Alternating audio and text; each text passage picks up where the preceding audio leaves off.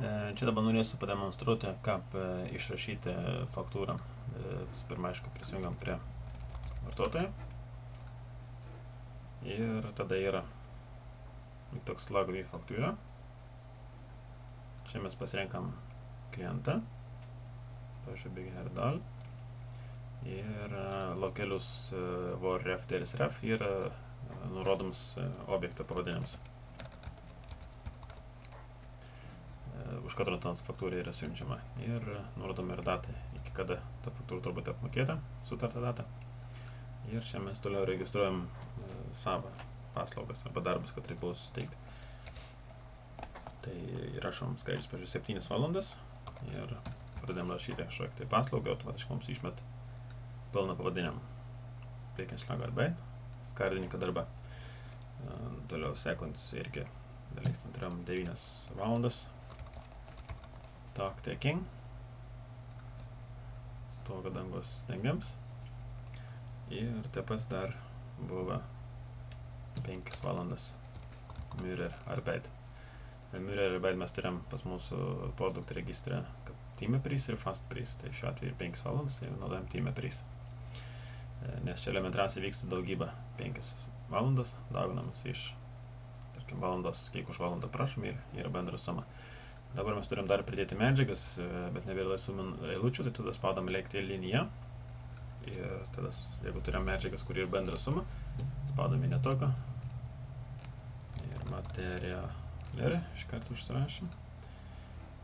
Ir dabar mes čia neturim pagal nutylėjimą jokios sumos, tai mes 3525 kronas sunaudojam medžiagų. Tai ir tokiu atveju gaunasi daugybė, vienas kartais 1525.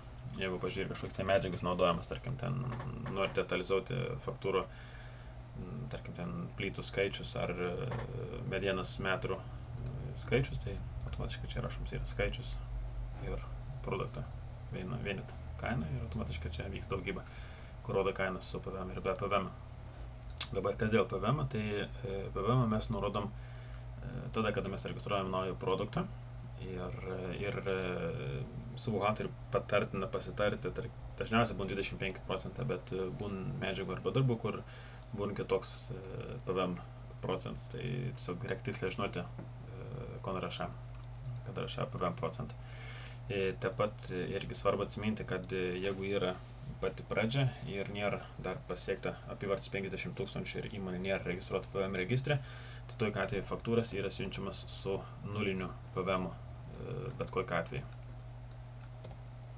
Tada čia galim ištaisyti nulinį PVM. Kada įmonė yra jau registruota PVM registre, tada jau yra siunčiamas faktūras su PVM.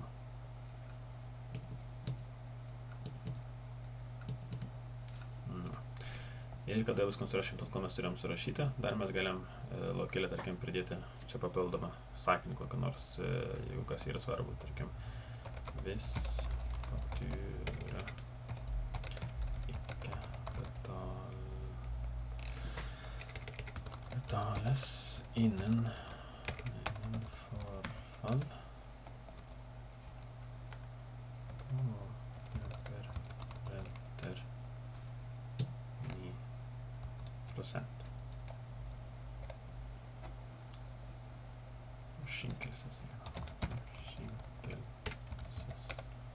Skinkelsės renter. Pavyzdžiui. Ir tada mes spaudam lagerį faktūrą. Ta faktūra yra išsaugoma pas mūsų. Ir mes dabar turim čia PDF formatę.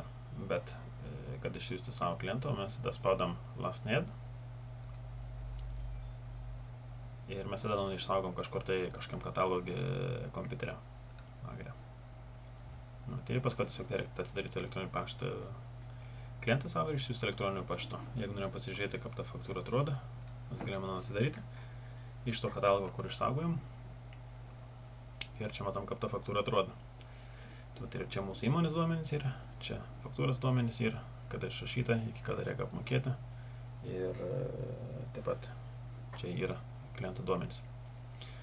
Ir čia mes matom visus tos produktus, kuriuos mes suvedėm ir bendrą sumą, kiek yra išvis sumokėti. Su PVM, be PVM ir kiek yra PVM.